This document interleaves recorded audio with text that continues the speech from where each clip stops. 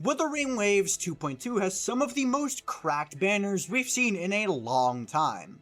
And also Cantarella.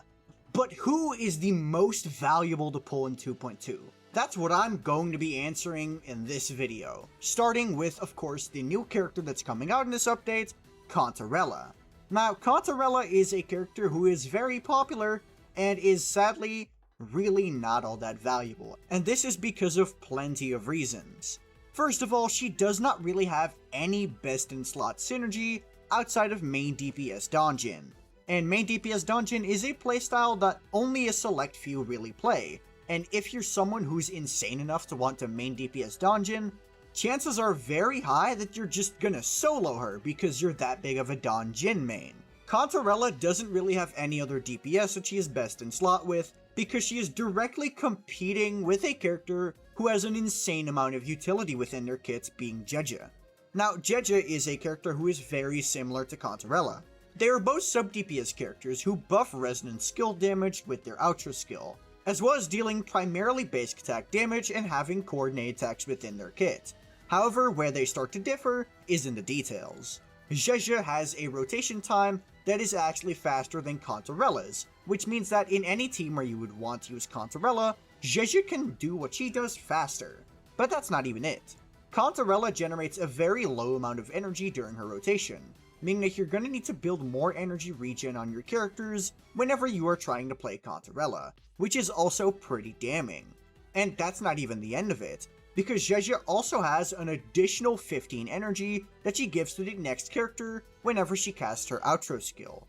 And this is a bit of utility that Cantarella doesn't have. All of these factors lead to, in every team that Cantarella plays, Jeja is better, at least when it comes to skill damage buffing. Where Cantarella does have an upside should be the fact that she also buffs Havoc damage bonus. Right?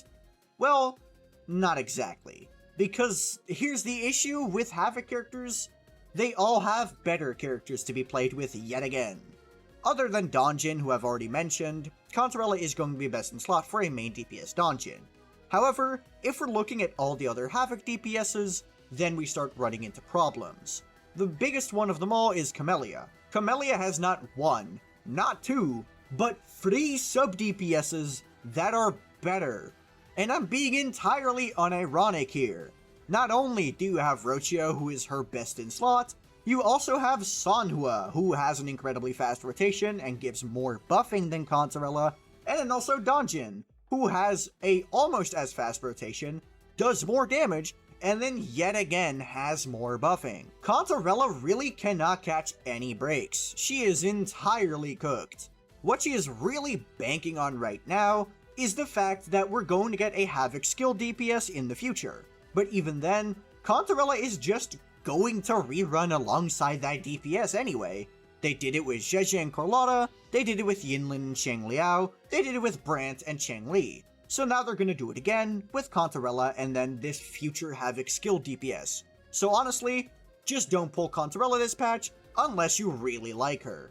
Then next up, we are going to be talking about our favorite crazy lady, or in my case my least favorite crazy lady, Camellya. And despite the fact that I really do not like Camellya, I could never in good faith say that she is bad, because she just isn't. Camellya is the overall most valuable DPS anyone can add to their account as long as they are able to work past her problems.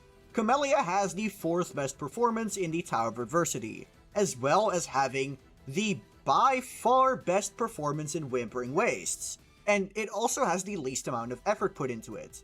Camellya's gameplay is incredibly brain damaged as long as everything goes in her way. You basically just intro skill, use her skill and ult, do one spin, use her forte skill, and do another spin. It's incredibly hard to make a mistake while you're playing Camellya, with all of the mistakes you could possibly make being due to outside factors. Because outside factors are Camellya's biggest downfall. If you're fighting an aggressive enemy, you're gonna see yourself being forced to dodge a lot, more so than other characters, because she does not have the choice to run out of the way. During her spins, you're essentially dog food, and if you're not dodging, you will be interrupted. And being interrupted during the Camellya spin is pretty harmful towards your damage output, as it is your biggest source of Concerto energy generation, which you're going to need to enter your enhanced form. so Camellya definitely does have some challenges in her gameplay.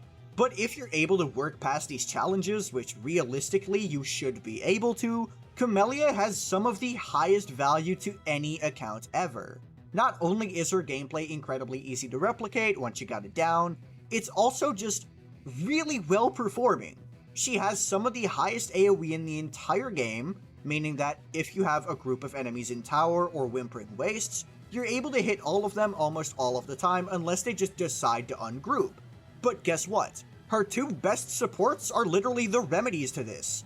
During Sanua's heavy attack, enemies will be frozen in time, and Rochia is famous for how good her grouping is. So honestly, enemies ungrouping is not even going to be a big problem that Camellya has, because the supports just kinda solve it for at least half of Camellya's rotation's duration.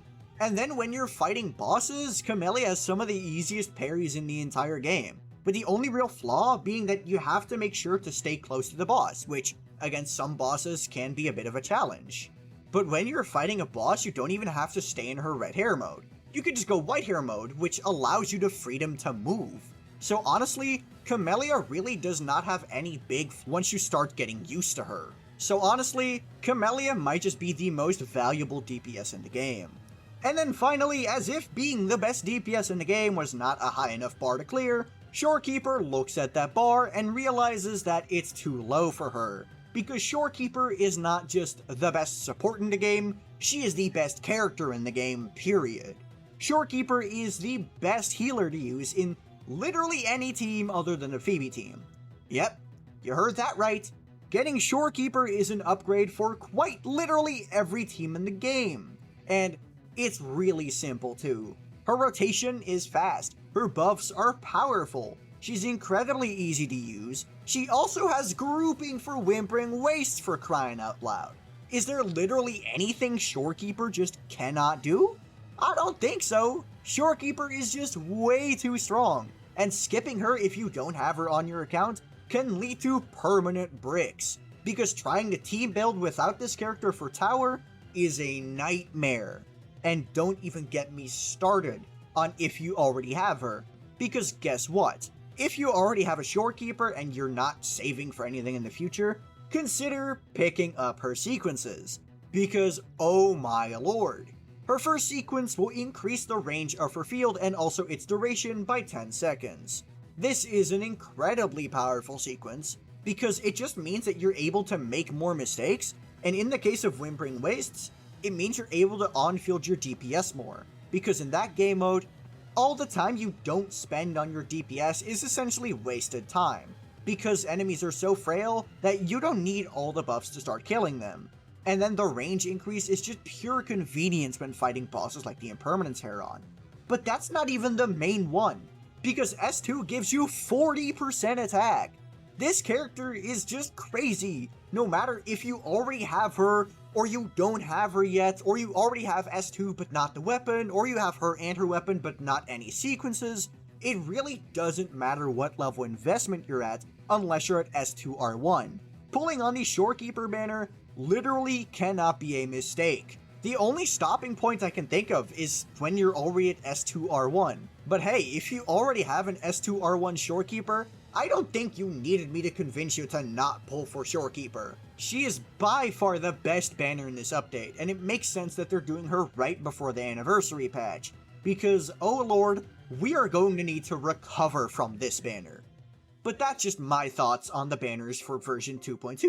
Who are you going to be pulling on? Let me know in the comments below.